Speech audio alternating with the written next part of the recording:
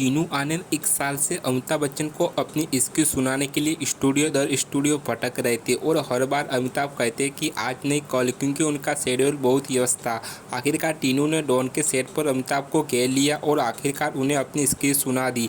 जब टीनू की बात खत्म हुई तो अमिताभ चुप थे। टीनू ने कहा, आपकी मुझे यह बताने की ज़रूरत नहीं है कि आपके मेरी स्क्रिप्ट पसंद है, क्योंकि मैं जानता हूँ कि आपको यह बहुत पसंद है। अमिताभ ने आश्चर्यचकित होकर पूछा, तुम्हें यह कैसे पता? टीनू ने उत्तर दिया, मेरे आने से पहले कुछ लोग ने मुझसे कहा था कि अगर अमिताभ बच्चन का एक स्किल सुन रहे हैं तो वह आकाश की ओर देखते हैं और वह अपने बालों को सहलाने लगते हैं, और इसका मतलब है कि आपकी स्किल अस्वीकार कर दी गई है। मुझे खुशी है कि जब मैं स्किल सुना रहा था तो आपने ऐसा नहीं किया। अमिताभ बच्चन को टीनू का भरोसा पसंद आया और उन्होंने यह प्रोजेक्ट साइन कर लिया।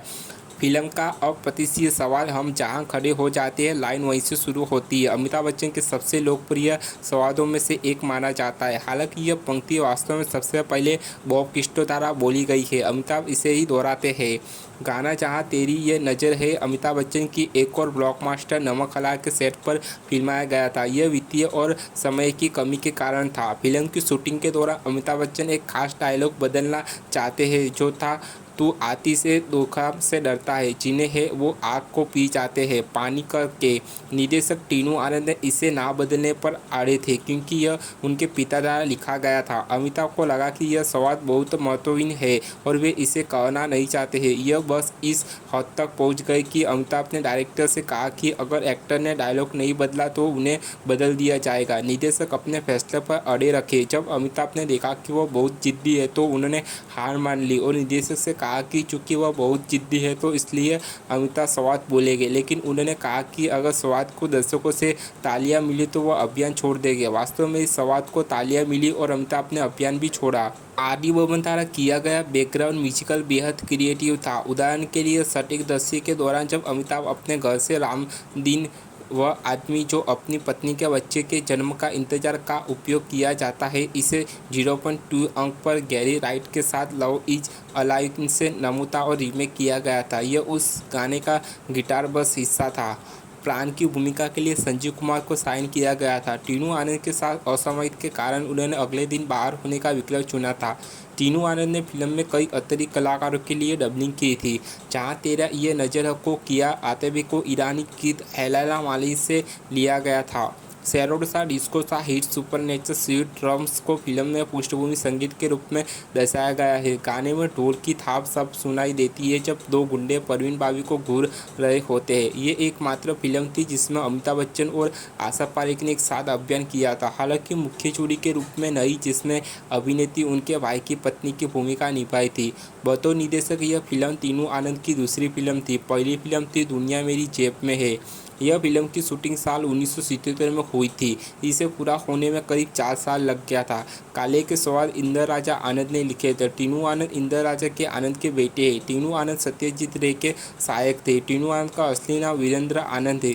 अमिताभ की पहली एकमात्र फिल्म जिससे नायिका पहली बार 1 घंटा बिताने के बाद दिखाई दी थी। इस दृश्य में पृष्ठभूमि संगीत जहां प्राण पहली बार बेहोश प्राण बॉबी को घायल अवस्था में बिस्तर पर लेटाते हुए देखते हैं। सेरोना के गीत सुपरनेचर इन द स्मोक से प्रेरित था। सुपरनेचर स्वीट रॉक्स गीत को 12.5 अंक पर आदि बर्मन ने दिल की धड़कन की ध्वनि और मुर्गा सितार इलेक्ट्रिक कीबोर्ड के हल्के उपयोग का नमूना लिया था। इस पृष्ठभूमि संगीत का उपयोग कालिया के प्राण के दृश्य में कुछ अन्य बार किया गया था, खासतौर पर दिल की धड़कन जैसे रश ड्रम बीट था।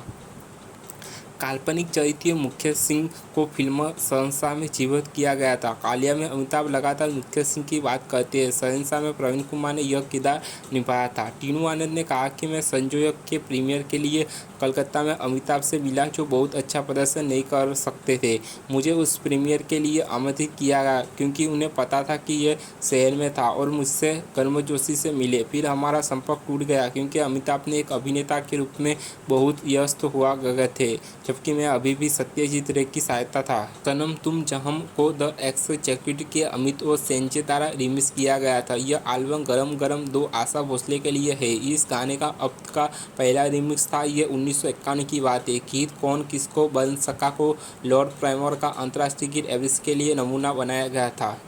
उस संगीत चरमों के दौरान इस्तेमाल किया गया था जहां सहानी सेठ कालिया को धोखा देती है, उसे कालकोठरी में छोड़ देती है जहां उसकी भाभी और भतीजी को बंदी बनाकर रखा गया था। उस दृश्य में इस्तेमाल किया गया था जिसमें दिखाया गया था कि कालिया को जेलों में स्थानांतरित किया गया था। उस संगीत प्लेबैक में सहानी सेठ और कालिया के कदमों की आवाज़ भी थी।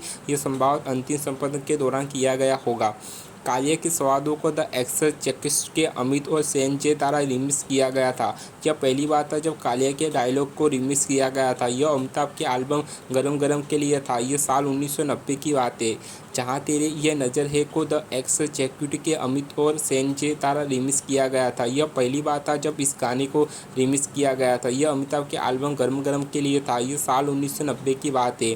तुम साथ हो जब हम अपने को द एक्सोर्सिस्ट के अमित और सेनजे द्वारा रिमिक्स किया गया था। यह पहली बार था जब इस गाने का रिमिक्स किया गया था। यह अमिताभ के एल्बम गरम गरम के लिए यह साल 1990 की बात है। इस भूमिका के लिए विनोद खन्ना पहली पसंद थे। चूँकि वह राजनेश के साथ जुड़ने के लिए जा रहे थे इसलिए अमिताभ से संपर्क किया गया था। मुख्य भूमिका के लिए धर्मेंद्र पहली पसंद थे। झूठ सच में बैकग्राउंड म्यूजिक का दोबारा इस्तेमाल किया गया था। लवाइस का गाना मेरे अंगने में को फिल्म में एक वाद्ययंत्र के रूप में इस्तेमाल किया गया था जब अमिताभ प्रवीण बाबी को साड़ी पहनाने तरीका बता रहे थे। कालिया में के.एन. सिंह, संजन, हीरालाल मुरादा जागीरदार जैसे उस वक्त के दिग्गज कलाकार भी थे। गजानन जागीरदार की आवाज़ को निर्देशक टीनू आनंद ने डब किया था।